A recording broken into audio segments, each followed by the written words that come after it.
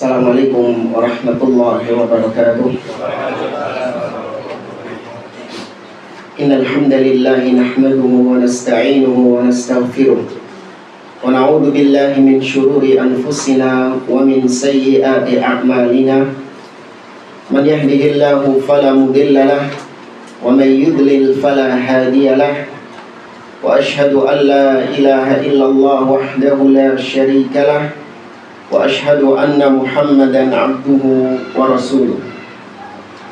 Ya ayyuhalladzina amanu taqullaha haqqa tuqatih wa la tamutunna illa wa antum muslimun.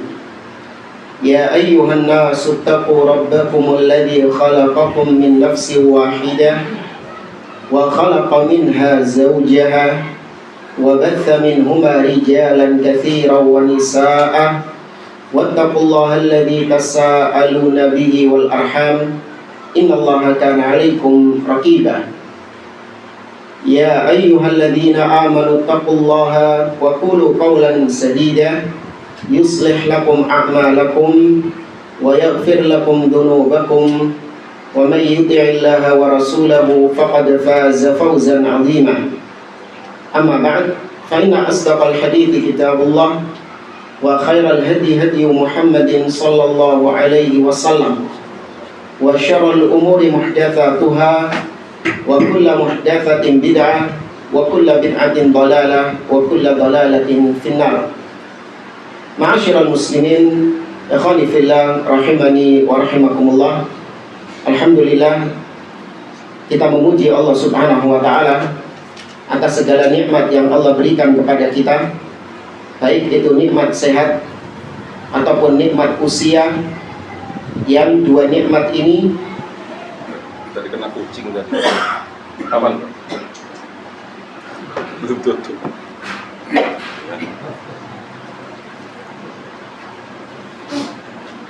kita memuji Allah Subhanahu wa taala atas nikmat sehat dan juga nikmat waktu atau usia. Yang dua nikmat ini banyak dilalaikan oleh manusia pada umumnya, sebagaimana sabda Nabi alaihi salatu wassalam, ni'matani maghbunun fihima katsirun minan nas.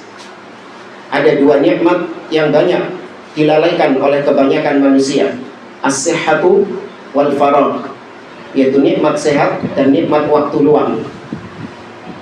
Dan kita bersyukur kepada Allah atas nikmat hidayah, taufik. Kita masih dijadikan sebagai hamba-hambanya yang beriman, yang meniti jalan Nabi SAW dan jalan para salafus soleh. Ini merupakan nikmat yang paling berharga, yang paling besar, yang kita dituntut untuk senantiasa mensyukurinya dengan kita mempertahankan, melestarikan, menjaga nikmat hidayah ini sampai kita diwafatkan oleh Allah Subhanahu wa taala di atasnya. Maka salah satu bentuk keseriusan kita dalam menjaga nikmat hidayah yaitu dengan kita talabul ilm, dengan kita belajar ilmu syar'i ini. Karena dengan belajar, mempelajari agama Allah ini, itu akan menjaga hidayah, menjaga agama kita, akidah kita. Berbeda dengan orang-orang yang tidak ada kepedulian terhadap ilmu, mudah terombang-ambing di atas kesesatan, bahkan na'udzubillah, mudah baginya untuk keluar dari Islam. Kata Nabi SAW, badiru bil a'mali fitanan kaqita'il lailil mudlim yusbihur rajulu mu'mina wa yumsi kafira wa yumsi mu'mina wa yusbihu kafira yabi'u dinahu bi'aradin minad dunya.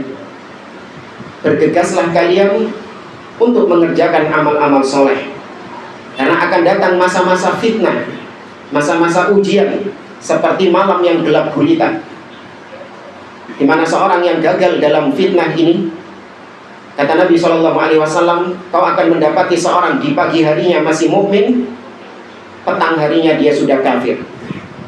Atau petang harinya dia masih mukmin, keesokan paginya dia kafir. Dia rela menjual agamanya, melepaskan agamanya demi untuk mendapatkan bagian dari dunia yang kecil ini, waliyadzubillah. Ikhwani fillah rahimani wa rahimakumullah. Kita melanjutkan kembali pembahasan kitab Hilyatu Thalibil Ilm atau perhiasan penuntut ilmu yang ditulis oleh Syekh Bakar Abu Zaid rahimahullah ta'ala dengan penjelasan dari Syekh Muhammad bin Saleh Al-Utsaimin rahimahullah ta'ala. Kita masih membahas Al-Faslu Tsalits, Adabut Talib ma'a Syaikhihi, adab seorang penuntut ilmu terhadap gurunya, terhadap syekhnya.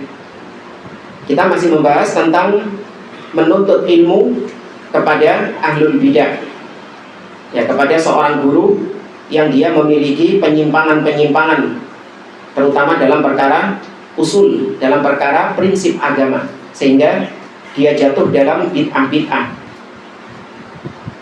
Sampai pada ucapan beliau, wa minan nutafit tarifah,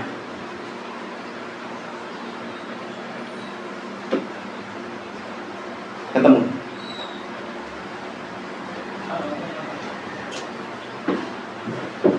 matannya kok sore matan.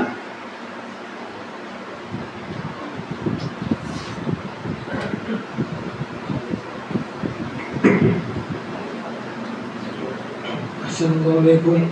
Allahumma ighfir lana wa li walidayna wa li masyayikhina wa li asatizatina wa li jami'il muslimin. Amin. Qala mu'allif rahimahullah wa minan nutafit tariqati anna Abba Abdurrahman al-Muqri haddatha an-Murji'i faqala faqila lahu lam tuhaddith lima tuhaddith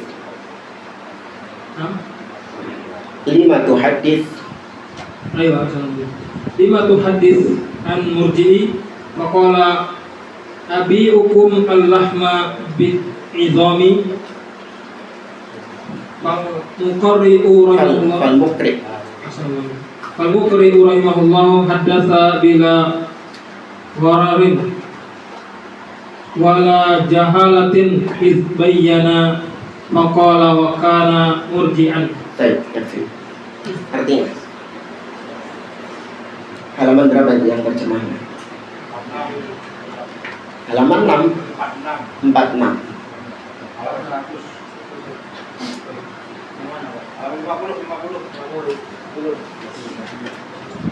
Yang atas kiri. Lihat ya. Ada sedikit cerita menarik. Oh ya, ada sedikit cerita menarik. Halaman 50. Ada sedikit cerita menarik. Abu Abdurrahman Al-Muqri meriwayatkan hadis dari seorang murji'ah. Maka ia ditanya, mengapa engkau meriwayatkan hadis dari seorang murji'ah? Ia menjawab, ku jual kepada kalian daging dengan tulangnya sekaligus. Al-Muqri rahimahullah ta'ala meriwayatkan hadis tanpa menipu atau kebodohan, karena ia menjelaskan, dan ia seorang murji'ah. Apa yang telah saya tuliskan? Di sini beliau membawakan sebuah riwayat, sebuah kisah. Wa minan nutafit tarifah, dan diantara kisah yang menarik, anna Aba Abdurrahman Al-Muqri haddatha an murji'in, bahwasanya Abu Abdurrahman Al-Muqri itu pernah haddatha, meriwayatkan sebuah hadis dari perawi yang berpemahaman murji'ah. Dan ada yang bisa mendefinisikan apa yang dimaksud dengan pemahaman murji'ah? Mengatakan bahwasanya orang yang berbuat maksiat atau melakukan kekufuran imannya sama dengan Abu Bakar. Tapi itu tidak mewakili. Itu salah satu hasil dari kesesatannya murji'ah. Itu natijahnya. Itu thamarah, buahnya. Tapi pokok kesesatan murji'ah apa? Menolak sifat Allah. Bukan dalam bab asma wa sifat ini murji'ah. Ya kan? Sama seperti tadi. Itu buahnya. Ada kesimpulannya. Ini lebih khusus tadi. Betul, itu kesesatannya murji'ah. Itu juga kesesatannya murji'ah. Tapi itu rinciannya, turunannya. Nah, ada pangkalnya. Enggak. Bukan dalam bab asma wa sifat, dalam bab iman. Iman itu sempurna, nggak ada kata kurang. Iman yazid. Murji'ah, pokok kesesatan mereka adalah ikhrajul amal an musammal iman, yaitu mengeluarkan amalan dari lingkup keimanan, amal perbuatan. Ahlu sunnah meyakini bahwa al-iman itu mencakup al-i'tiqad, keyakinan, kemudian ucapan, al-qaul, dan juga al-amal, perbuatan. Yazidu bitta'ah wa yanqus bil maksiyah. Bertambah keimanan itu dengan ketaatan kepada Allah, dan keimanan itu berkurang dengan kemaksiatan kepada Allah Subhanahu wa taala. Di antara dalilnya Allah Subhanahu wa taala mengatakan dalam surat Al-Baqarah, "Wa ma kana Allahu liyudhi'a imanakum." Dan Allah tidak menyia-nyiakan iman kalian. Maksudnya dalam ayat itu Allah tidak menyia-nyiakan sholat kalian. Ketika dulu sholat kalian menghadap ke Baitul Maqdis, kemudian dirubah sama Allah kiblatnya ke Ka'bah. Maka sebagian sahabat itu bingung, terus sholat-sholatnya awan dewe sing biyen iki apa iki? Lah percuma lah, sia-sia. Maka Allah turunkan, wa ma kana Allahu liyudhi'a imanakum. Allah tidak menyia-nyiakan sholat kalian. Tapi perhatikan, Allah menamai sholat dengan iman. Sholat ada niat hati, ada apa? Ucapan takbiratul ihram, baca surat Al-Fatihah, dan juga ada gerakan. Allah menyebut itu iman. Demikian juga sabda Nabi SAW, al-imanu bid'un wa sab'una syu'bah. Iman itu ada 70 lebih cabangnya. Fa'a'laha, maka yang tertinggi adalah qaulu la ilaha illallah, ucapan la ilaha illallah. Wa adnaha, dan iman yang paling rendah adalah imatatul adha 'anit thariq, menyingkirkan gangguan dari jalan. Apa ini berarti? Amal, perbuatan. Wal haya syu'batun minal iman, dan malu itu adalah bagian dari keimanan. Malu itu hati, ya, perbuatan hati, urusannya dengan hati, sifat malu, rasa malu. Maka di sini menggabungkan tiga tadi: keyakinan, ucapan, dan perbuatan. Iman bertambah dan berkurang, sebagaimana Allah Ta'ala berfirman dalam surat Al-Anfal, innamal mu'minuna alladhina idza dzukirallahu wajilat qulubuhum wa idza tuliyat 'alaihim ayatuhu zadathum imana wa 'ala rabbihim yatawakkalun. Sesungguhnya orang-orang beriman adalah mereka yang disebut nama Allah bergetar hati mereka, dan ketika dibacakan ayat-ayatnya bertambah keimanan mereka. Adapun berkurangnya iman, melok dalil ini juga. Meskipun tidak disebutkan iman itu berkurang, tapi segala sesuatu yang bisa bertambah pasti bisa mengalami pengurangan. Apa contohnya? Istri. Hah? Contohnya apa? Istri bisa bertambah, tapi juga bisa berkurang. Ya, harta dan seterusnya. Disimpulkan dengan 5 khamsununa, 5 nun. Ya, iman itu kandungannya 5 nun. I'tiqadun bil janan, keyakinan di dalam hati. Wa qaulul lisan, ucapan lisan. Wa amalun bil arkan, perbuatan arkan, anggota tubuh. Yazidu bi ta'atir rahman, bertambah dengan ketaatan kepada ar-Rahman.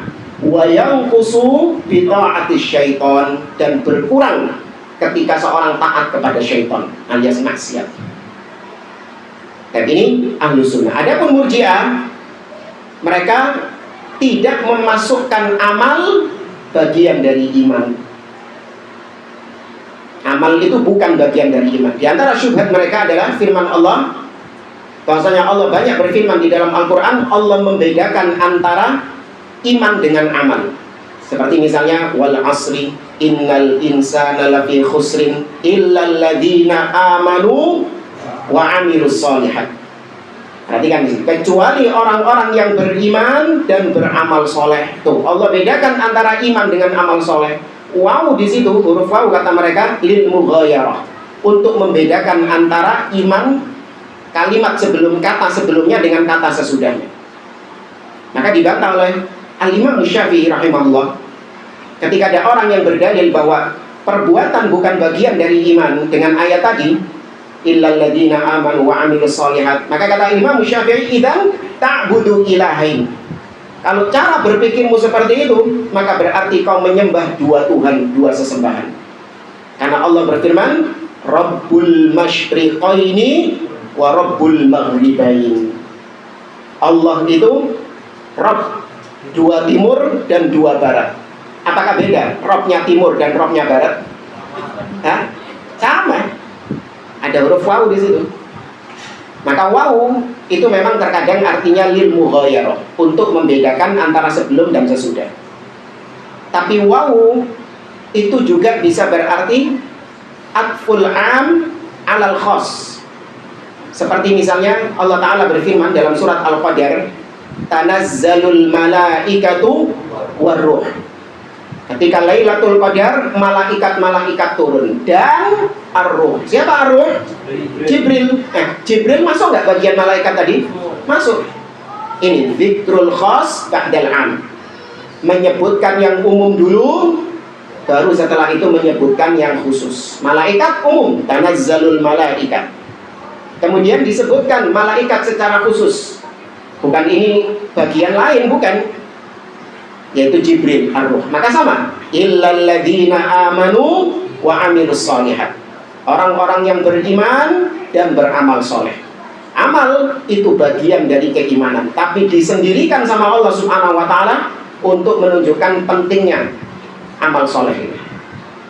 Sebagaimana Jibril dikhususkan untuk menunjukkan kemuliaan siapa? Jibril alaihissalam. Wadah? Paham ya jemaah ya? Baik. Murji'ah itu secara garis besarnya ada 4 kelompok besar. Ya, Murji'ah secara garis besarnya ada 4 kelompok besar. Dan semuanya sama-sama sepakat amal bukan bagian dari iman. Yang pertama, kelompok Murji'ah itu adalah Jahmiyah. Ini Murji'ah paling ekstrim. Ya, kelompok Jahmiyah. Apa kesesatannya? Yaitu menganggap al-iman huwa al-ma'rifah. Iman itu cuma sekedar tahu. Man ya'rif wa huwa mu'min. Barang siapa yang mengetahui, maka dia beriman. Tahu ya? Jadi perlu doai wis mukmin misal.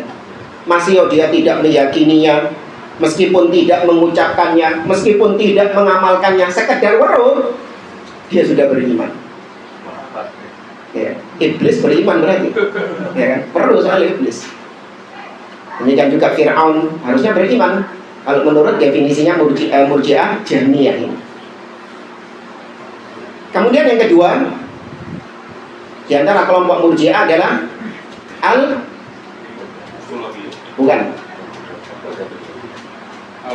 Al-Karramiyah. Al-Karramiyah, pengikut Muhammad bin Karam.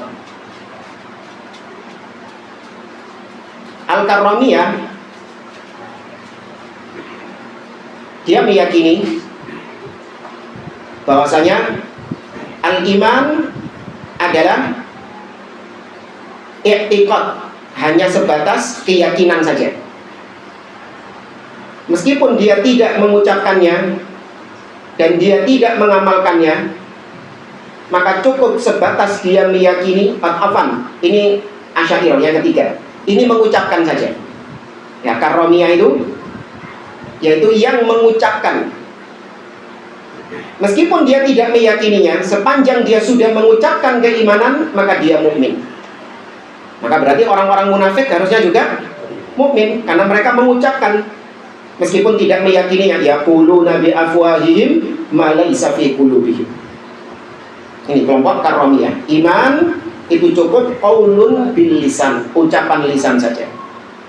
Nah, baru yang ketiga tadi, al-asy'ariyah.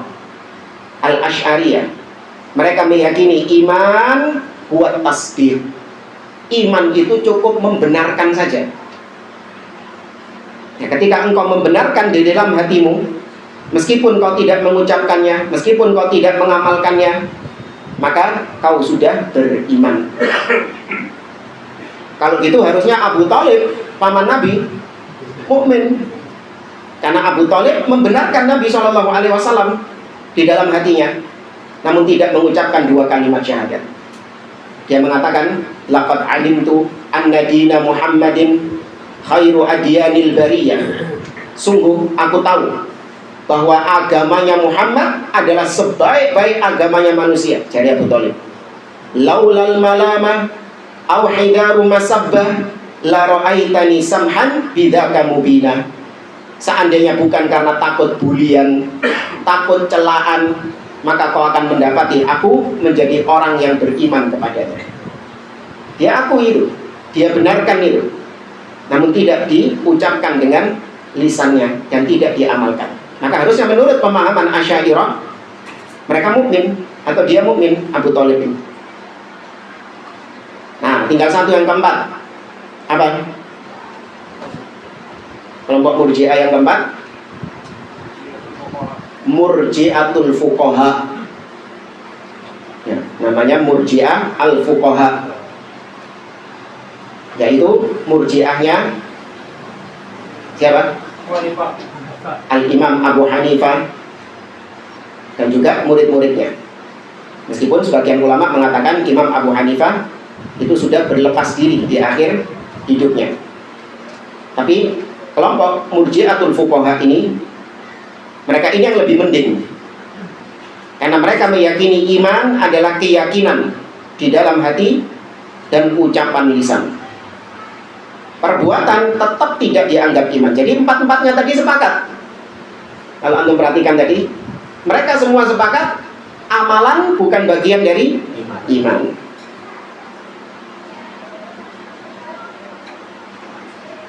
Dan para ulama sepakat membid'ahkan kelompok Murji'ah ini. Jadi ini definisi Murji'ah menurut Ahlus Sunnah.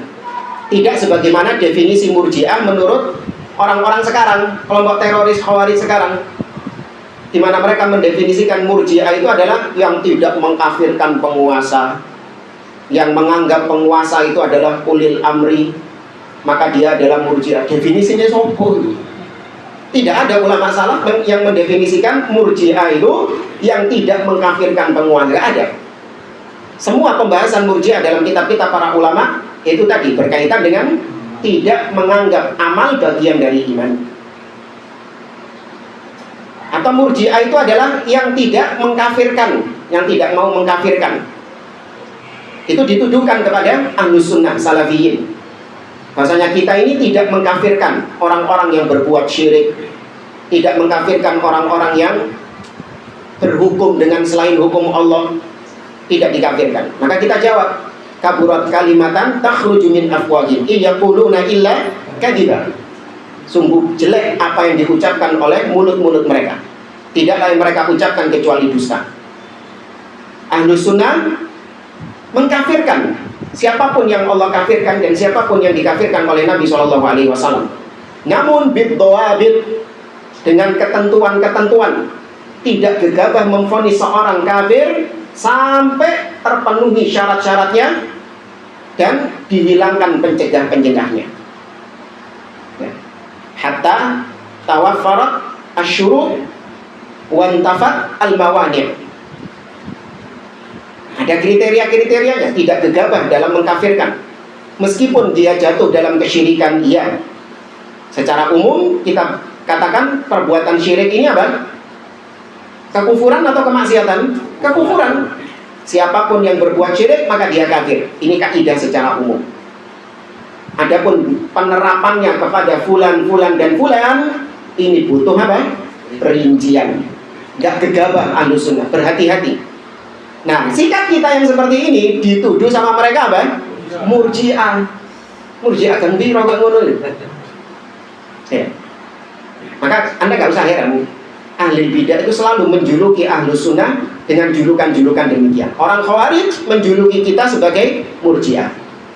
Sebaliknya, orang-orang yang sok toleran, yang gak suka boleh mengkafir-kafirkan itu Wahabi mengkafir-kafirkan itu yang mengkafir-kafirkan itu berarti Khawarij. Kita dituduh Khawarij juga. Paham ya? Yang sana nuduh kita Murji'ah, yang sana nuduh kita Khawarij. Maka ini membuktikan bahwasanya akidah kita memang apa? Wasat pertengahan. Karena namanya pertengahan itu ada satu sisi kita seperti Khawarij, yaitu kebaikannya Khawarij. Dan ada satu sisi kita seperti Murji'ah, yaitu sisi benarnya Murji'ah. Orang Qadariyah menuduh kita apa? Jabriyah. Orang Jabriyah menuduh kita Qadariyah. Iya, gak usah heran. Ini yang dikatakan oleh Imam Abu Zur'ah Ar-Razi rahimahullah ta'ala, alamatu ahlil bidah al-waqi'atu fi ahlil athar. Ciri utama ahlil bidah adalah suka menjuluki ahlu sunnah dengan julukan-julukan yang jelek. Apa tujuannya? Litanfirin nas, untuk membuat manusia lari dari dakwah yang hak. Itu sudah kebiasaan mereka. Maka kita kembali kepada definisi para ulama-ulama salaf tentang siapa itu Murji'ah. Ya, jangan niru atau mengambil definisinya orang-orang sekarang. Dan kembali ke sini. Jadi kisahnya, beliau meriwayatkan sebuah hadis dari perawi Murji'ah. Faqila lahu, maka dikatakan kepada dia, lima tuhaddithu an murji'in. Kenapa kau meriwayatkan hadis dari seorang Murji'ah? Ya, padahal mereka para salaf terdahulu itu keras terhadap Murji'ah. Kalau nggak salah kata Al-Imam Ibrahim An-Nakha'i rahimahullah ta'ala, beliau mengatakan, inni la ubghidu Murji'ah asyaddu bughdan atau asyaddu min bughdi lil yahudi wan nasara. Sungguh aku membenci kelompok Murji'ah lebih dahsyat daripada kebencianku kepada Yahudi dan Nasara. Artinya para ulama salaf itu keras kebenciannya, pengingkarannya kepada kelompok Murji'ah ini. Karena kelompok Murji'ah ini membuka pintu-pintu kemaksiatan. Karena amal bukan bagian dari iman, maka berarti maksiat tidak mengurangi apa? Keimanan. Makanya ucapan mereka seperti yang dikatakan tadi, bahwasanya la yadurru ma'al imani dhanbun. Dosa itu tidak mempengaruhi keimanan sama sekali. Imanuz zani ka imani Abi Bakar wa Umar. Seorang pezina keimanannya sama dengan Abu Bakar dan Umar. Karena zinanya itu tidak mengurangi keimanan. Ya, maka gak heran para salaf itu keras pengingkaran mereka terhadap kelompok Murji'ah. Maka kalau antum lihat di kitab As-Sunnah yang ditulis oleh anaknya Imam Ahmad, siapa? Abdullah bin Imam Ahmad. Ya, beliau menukil ucapan ulama yang bahkan mengkafirkan Abu Hanifah. Ada. Ya, tapi ini ketika pemikiran Imam Abu Hanifah Murji'ah tadi. Oke, diriwayatkan bahwasanya beliau meninggalkan pemikiran tersebut. Sebagaimana Al-Imam Abul Hasan Al-Asy'ari rahimahullah ta'ala, beliau meninggalkan akidahnya yang lama di akhir hidupnya, dan beliau rujuk kepada akidahnya Imam Ahmad, yaitu akidah As-Salaf. Nah, ini terbukti dalam kitab-kitab beliau seperti Maqalatul Islamiyyin atau Al-Ibanah an Usulid Diyanah, atau kitab beliau Risalah ila Ahli Thawar, dan yang lainnya. Faqala, maka kata Abu Abdurrahman tadi yang meriwayatkan hadis dari kelompok Murji'ah, ketika ditanya kenapa kau meriwayatkan hadis dari seorang perawi Murji'ah, maka kata beliau, abi'ukumul lahma bil 'idham. Aku ini ibarat seperti menjual daging kepada kalian sak tulang-tulangnya pisan. Artinya ini hadis daging hadisnya ini. Tapi anak balungnya. Apa balungnya tadi? Yaitu ada perawi dari Murji'ah tadi. Maka di sini menunjukkan kejujuran para ulama hadis Karena dahulu sebelum muncul kebid'ahan, para salaf dahulu, para tabi'in menerima kalau ada orang yang mengatakan qala Rasulullah sallallahu alaihi wasallam, langsung diterima. Ya, kata Muhammad bin Sirin, seorang ulama tabi'in rahimahullah taala, ya, beliau mengatakan bahwasanya dahulu ketika orang mengatakan qala Rasulullah, kami menerimanya. Falamma waqa'atil fitnah, tapi ketika muncul fitnah di sini artinya muncul penyimpangan-penyimpangan, munculnya Rafidhah, ya, munculnya Khawarij, munculnya Qadariyah di awal-awal Islam itu. Maka ketika ada yang menyampaikan hadis Nabi, maka mereka mengatakan sammu lana rijalakum. Coba sebutkan, oleh tekondi ku hadismu itu. Siapa orang-orang yang menjadi mata rantai oleh tekondi ku hadis ini? Anfulan sampai kepada Rasulullah SAW. Fayungur ila ahli sunnah. Maka dilihat kalau nama-namanya ini adalah orang-orang yang dikenal sebagai ahli sunnah, fayukhad hadithuhum, maka diambil hadisnya. Wa yunzar ila ahlil bidah. Kemudian dilihat nama-namanya tadi. Kalau ada yang dikenal sebagai ahlil bidah, fala yukhad hadithuhum, maka tidak diambil hadisnya. Ya. Fal Muqri rahimahullah haddatsa bila ghararin wala jahalatin idbayyana faqala wa kana murji'an. Maka nampak di sini bahwasanya Abu Abdurrahman Al-Muqri tadi adalah seorang yang jujur. Beliau tidak menipu manusia. Ketika menyampaikan hadis, beliau tidak menipu manusia dan juga tidak disampaikan dalam bentuk yang tidak jelas, jahalah, ngeblur, enggak. Tapi beliau menjelaskan hakikat dari hadisnya tadi, bahwasanya ada perawi murji'ah di situ. Baik, kita baca penjelasan dari Syekh Muhammad bin Shalih Al-Utsaimin rahimahullah. Qauluhu abi'ukum al-lahma bil 'idham. Tadi kata Abu Abdurrahman Al-Muqri, aku ibarat seperti menjual daging kepada kalian beserta tulangnya juga. Maknahu annahu ma min lahmin illa wa fiha 'azmun. Maknanya adalah tidak ada daging kecuali pasti di dalamnya ada apanya? Tulangnya. Antum kalau beli daging iso, Pak, tak gelem balung, Pak. Hah? Ya, kalaupun ada harganya apa? Mahal. Fal ba'u huna laisat lil badal, bal lil musahabati wal ma'iyah. Ya, maka huruf ba di situ bil idham itu bukan sebagai bentuk mengganti dagingnya, tapi maksudnya itu lil musahabah wal ma'iyah. Maksudnya menyertai, aku beli, aku jual kepada engkau daging disertai dengan tulangnya juga. Bil idham. Ka'annahu yaqul, ya seakan-akan beliau mengatakan fa ana u'limukum au uhaddithukum bima huddithtu bi. Sesungguhnya aku ini menyampaikan kepada kalian sebagaimana yang disampaikan kepadaku, sebagaimana yang aku dengar. Lakin aqul, namun aku katakan kepada kalian, wa kana murji'an. Yang menyampaikan hadis ini kepadaku adalah seorang yang berpemahaman murji'ah. Fayakunul azmu wasatal lahmi. Sebagaimana daging atau tulang itu adanya di tengah-tengah daging, di dalamnya daging. Wala syakka annahu idza da'atil hajatu ila tahdithi an sahibi bid'atin la syakka annahu yuhaddithu anhu. Maka tidak diragukan lagi, seorang ketika menyampaikan hadis, di mana hadis ini disampaikan dari ahli bidah, kalau memang dalam kondisi yang harus disampaikan, maka dia sampaikan hadis itu.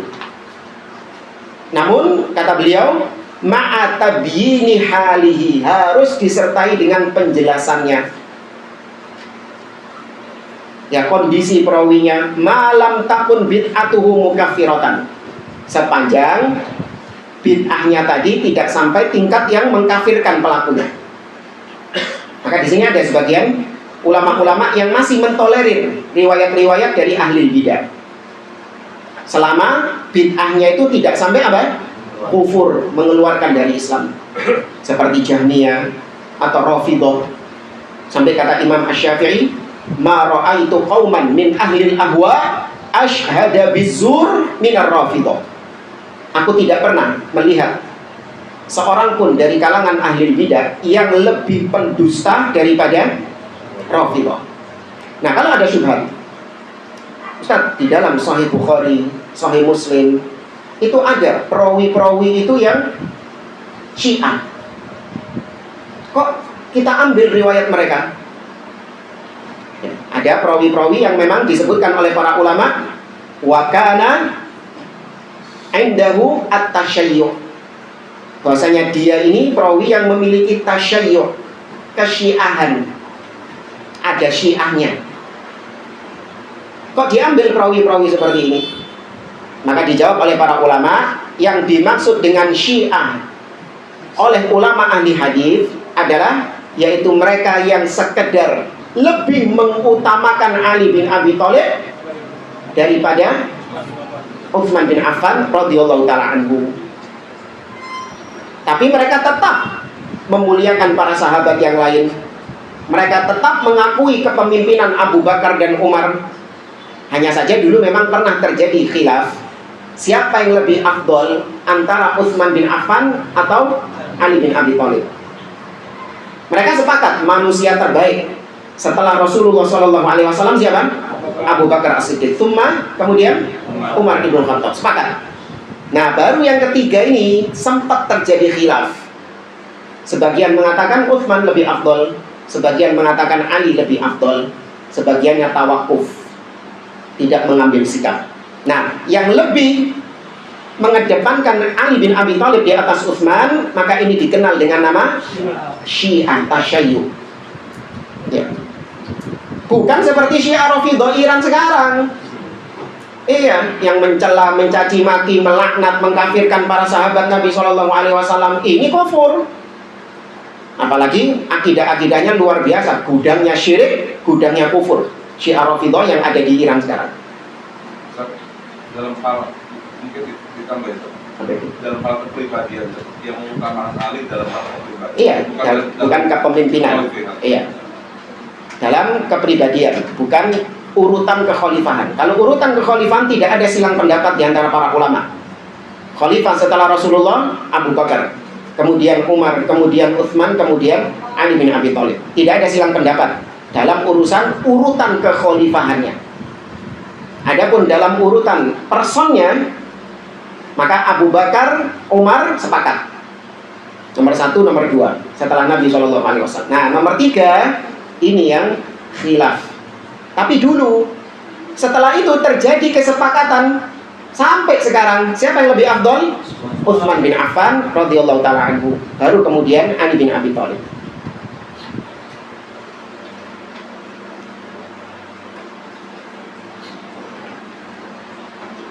Lanjut ucapan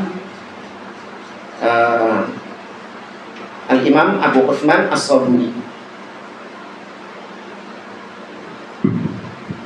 Waqala aidan an sama'i aba Wa ma satartuhu. Wa ma satartuhu laka huna huwa man min qawaidi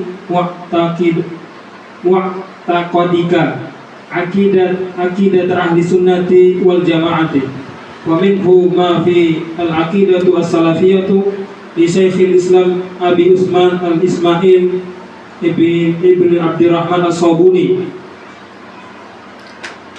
qala rahimahullah wa yubghiduna ahlal bid'ah alladzina ahdatsu fid-din ma laysa minhu wa la yuhibbunahum wa la yashabunahum wa la yasma'una kalamahum wa la yujalisuunahum wa la yujadilunahum fid-din wa la yunazirunahum wa yarawna sawna azalihim an sama'i abatilihim allati idza marrat bil adhani wa qarrat fi qulubi darrat wa jarrat ilaiha min wasawisi wal khatarati al fasidati ma jarrat. Wa fihi anzalallahu azza wa jalla qawluhu wa idza ra'aita alladhina yakhuduna fi abaina fi ayatina. Wa idza ra'aita alladhina yakhuduna fi ayatina fa'rid anhum hatta yakhudu fi haditsin ghairi. Intaha kalamuhu. Artinya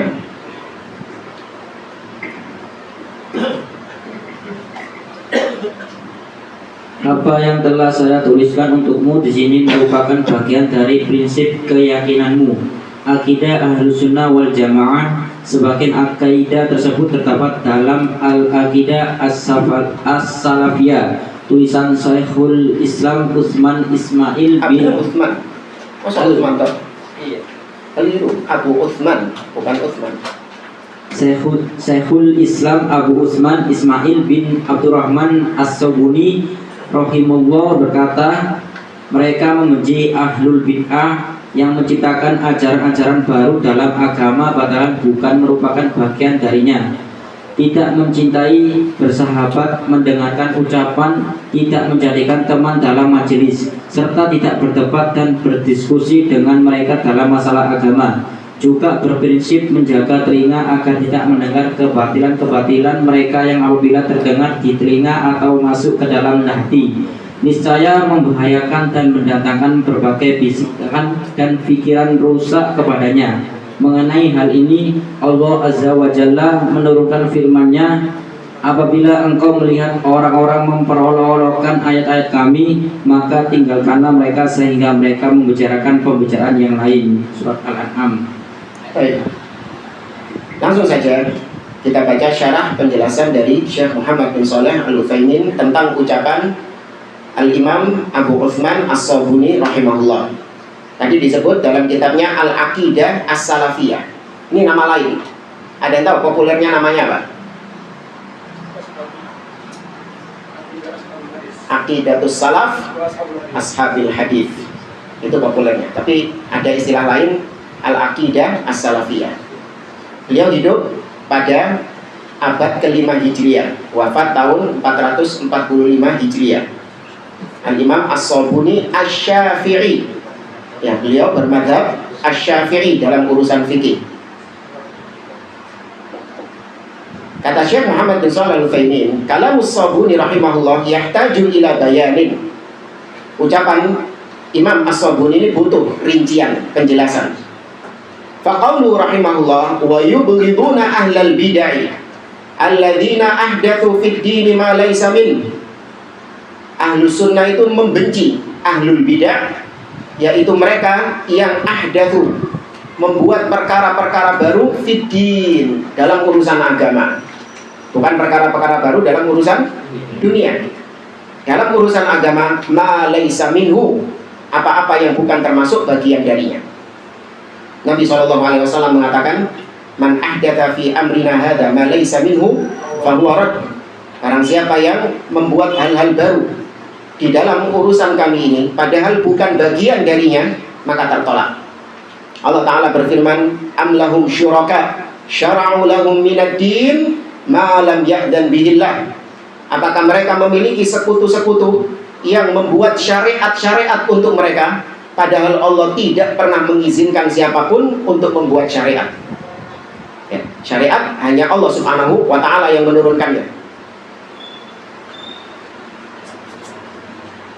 La syakka anna hadha wajibun ala kulli muslim. Kata Syekh Utsaimin, tidak diragukan lagi bahwa hal ini wajib bagi setiap muslim. An yubghidha man ahdatsa fi dinillah ma laysa min, yaitu membenci siapapun yang membuat hal-hal baru di dalam agama ini, alias ahli bidah. Lakin idza kanat bid'atuhu ghaira mukaffiratin, akan tetapi jika bid'ahnya itu tidak sampai pada taraf kekufuran, fa innahu yubghadu min wajhin wa yuhabbu min wajhin akhar, dia dibenci dari satu sisi dan dia dicintai dari sisi yang lain.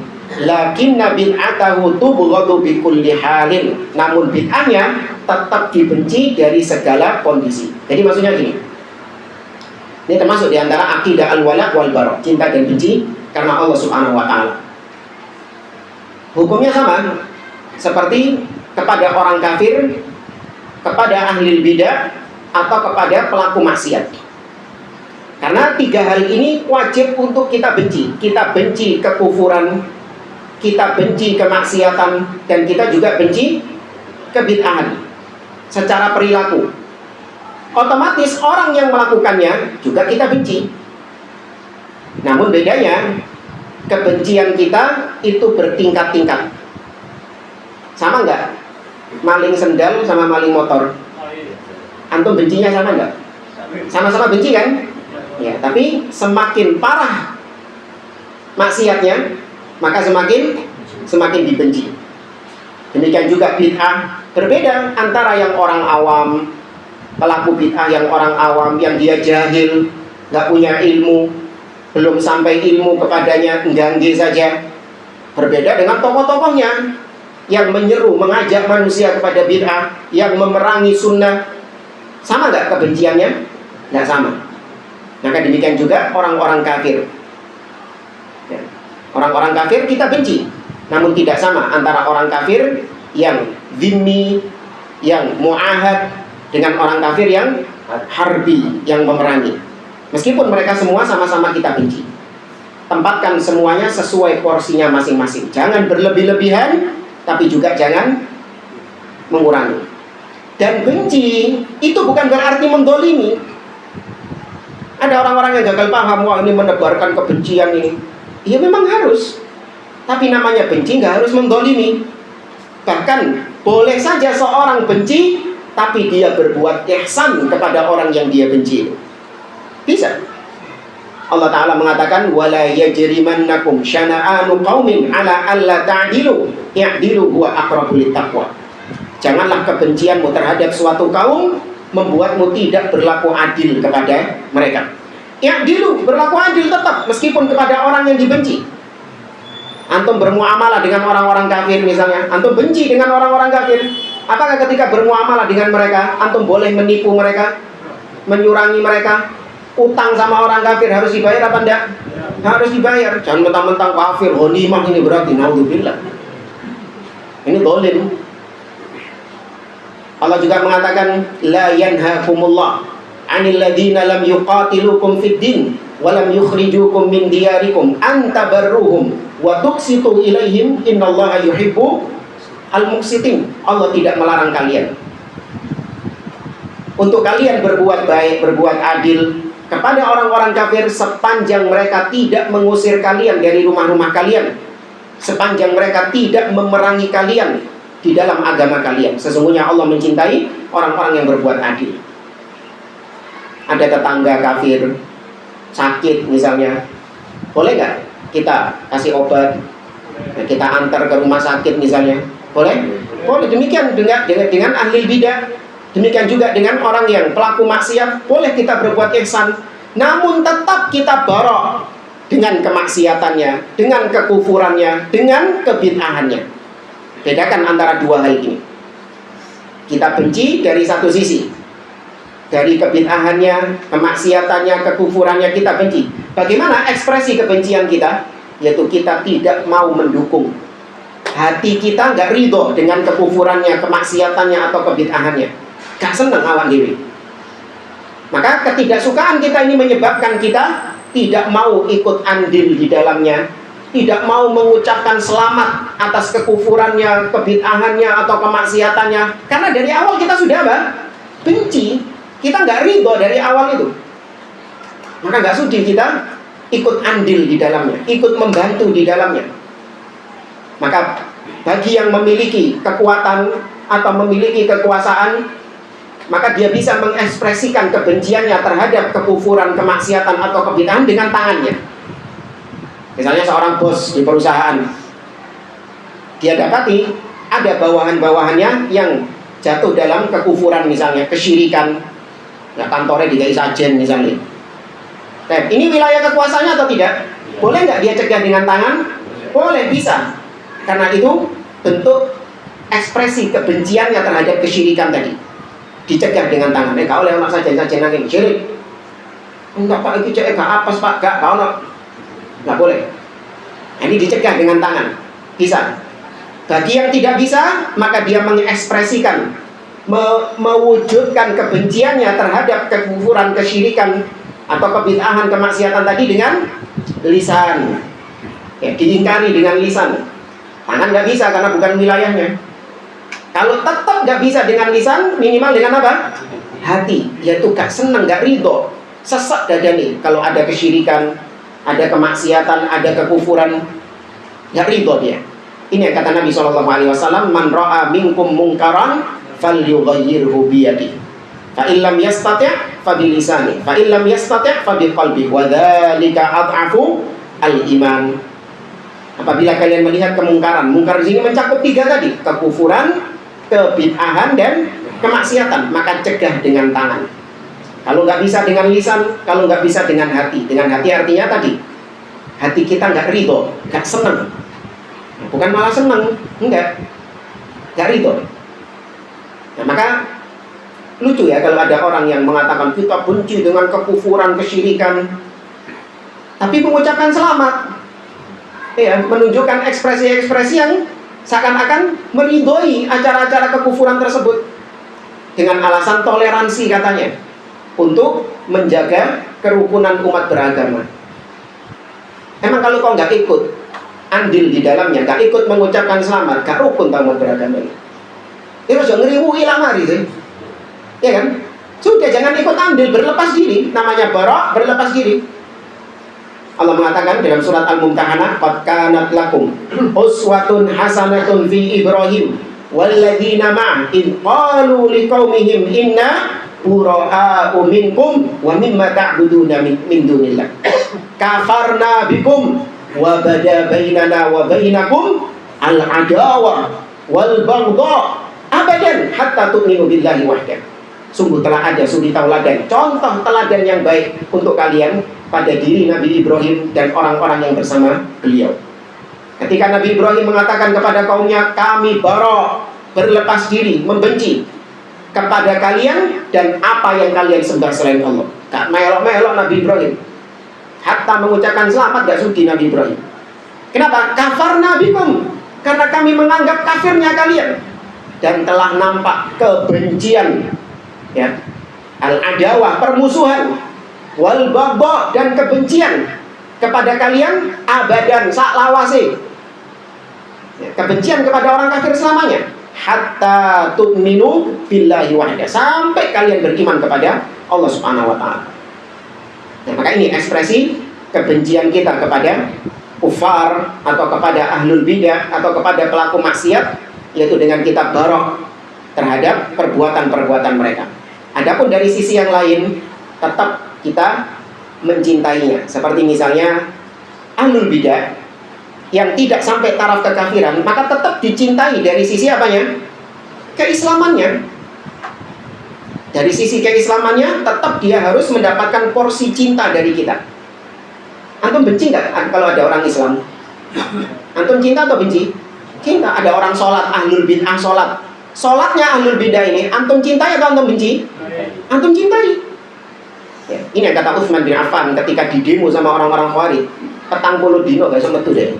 Utsman bin Affan dikepung rumahnya. Datang Abdullah bin Umar, ya, dia mengatakan, ya ummuna imamul fitnah.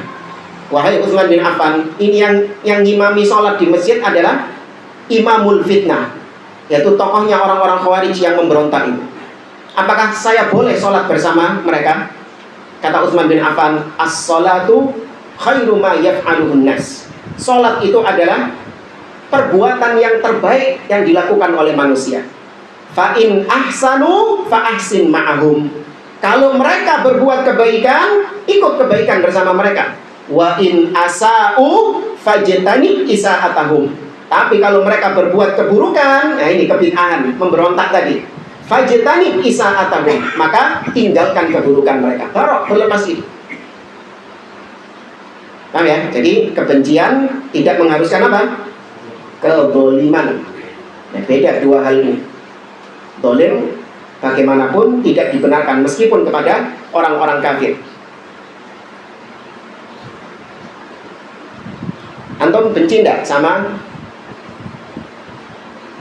ada kisah di daerah kita itu berapa tahun yang lalu itu viral, di mana ada seorang jenazah yang mati karena AIDS. Ini pelaku LGBT, mati karena AIDS. Tidak ada yang mau memandikan, ya kecuali teman-teman kita di daerah kita sana itu. Dimandikan, disolatkan, kemudian dikuburkan. Apakah itu menunjukkan bahwasanya kawan-kawan kita ini cinta terhadap perbuatan LGBT tadi? Buktinya mau memandikan, mau mensolatkan. Hah? Tidak. Tetap apa? Tetap benci, tetap barok. Akan tetapi itu tidak menghalangi untuk berbuat ihsan. Antum kalau ngelihat misalnya, ada pengalaman pribadi ya. Kita kalau berangkat kajian subuh, biasanya kajiannya itu Ahad subuh. Nah, budale barengan nambah wong-wong mulai dugem. Iya sama. Berangkatnya kita tuh bareng sama orang-orang pulang mabuk. Jadi di jalan itu banyak mobil-mobil yang jalannya. Makanya kemarin itu viral apa? Kemarin daerah Gubeng itu loh. Hari mendem itu. Ya mabuk itu. Pernah kita lihat ada motor di depan kita itu jalannya oleng. Goncengan 3 atau 4 jalannya oleng. Gak lama kemudian nyosop.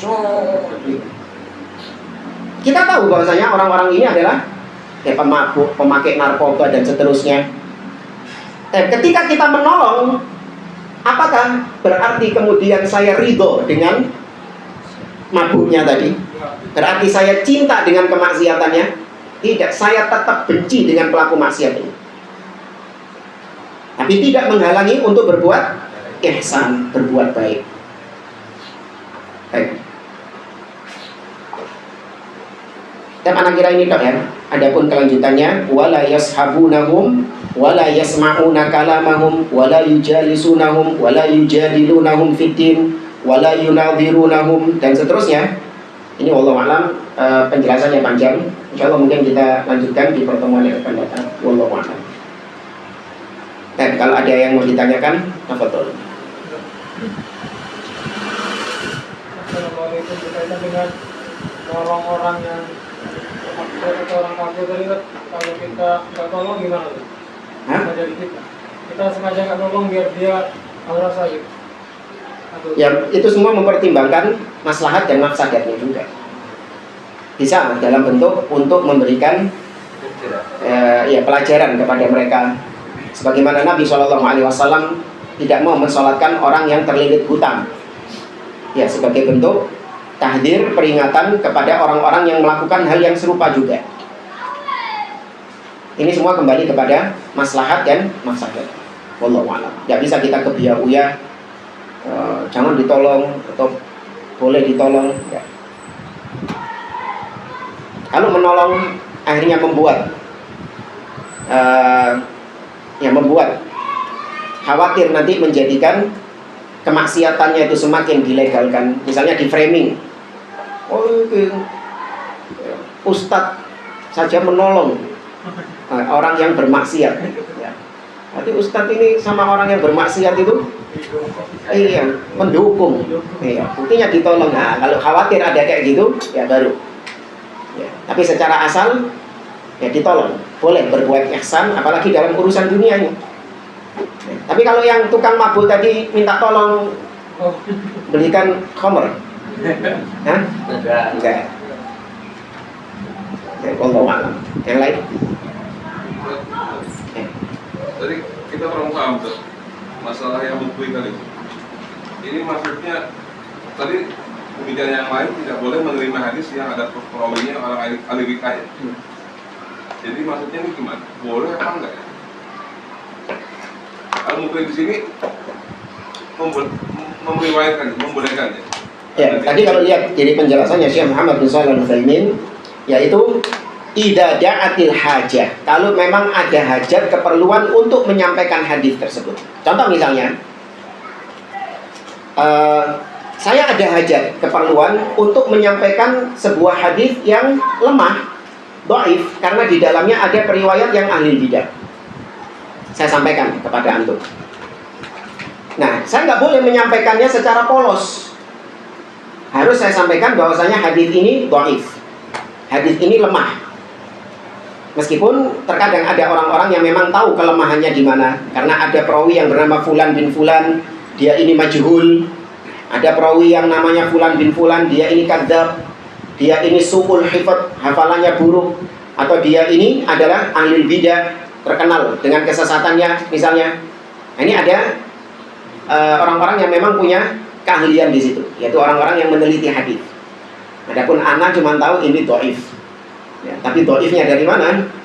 Ya harus buka lagi. Ya, karena kita nggak hafal nama-nama perawi hadis tersebut. Ini orang-orang yang memang mendalami ilmu hadis. Maka di situ saya perlu untuk menyampaikan hadis tersebut. Maka kalau memang terdesak untuk menyampaikan hadis tadi, harus jujur. Sampaikan ini hadisnya dhaif. Hadis ini diriwayatkan oleh ahli bidah misalnya. Jangan polos. Maka itu yang dikatakan oleh Abu Abdurrahman Al-Muqri tadi. Adapun kasusnya beliau, kenapa kok bisa menyampaikan seperti ini? Wallahu a'lam. Jadi kaidahnya tetap nggak boleh ya, nggak boleh ada penjelasan. Iya, tadi kata Muhammad bin Sirin tadi, fayundzur ila ahli bidah fala yuqad hadithuhum.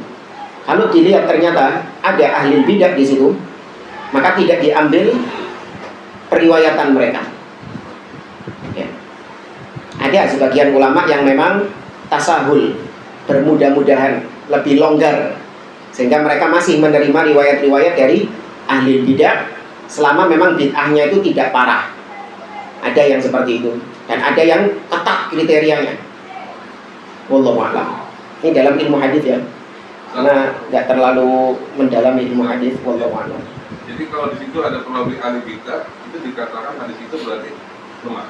Iya, tidak diterima, ditinggalkan hadisnya. Bukan berarti kemudian kita kehilangan hadis Nabi, enggak. Ada riwayat lain. Oh, jalur lain. Berarti. Iya, ada jalur lain. Oh. Itu namanya hadis apa? Kalau tidak ada perawinya ahli bidah, namanya istilahnya hadis apa? Dhaif, mursal, apa? Ya dhaif, karena ada perawi yang cacat di situ. Dhaif, ya? Iya, ada perawi yang cacat di situ. Sama cacatnya seperti kadzab atau su'ul hifdz. Dia hafalannya jelek. Ada perawi itu yang suka lalian. Maka semua hadis yang diriwayatkan ini tidak diterima. Ya, karena uangnya lalian. Khawatir nanti yang disampaikan iya, banyak yang lupa. Wallahu a'lam. Dan kalau tidak ada, kita cukupkan majelis kita. Subhanakallahumma wa bihamdik, asyhadu an la ilaha illa anta, astaghfiruka wa atubu ilaik. Assalamualaikum warahmatullahi wabarakatuh.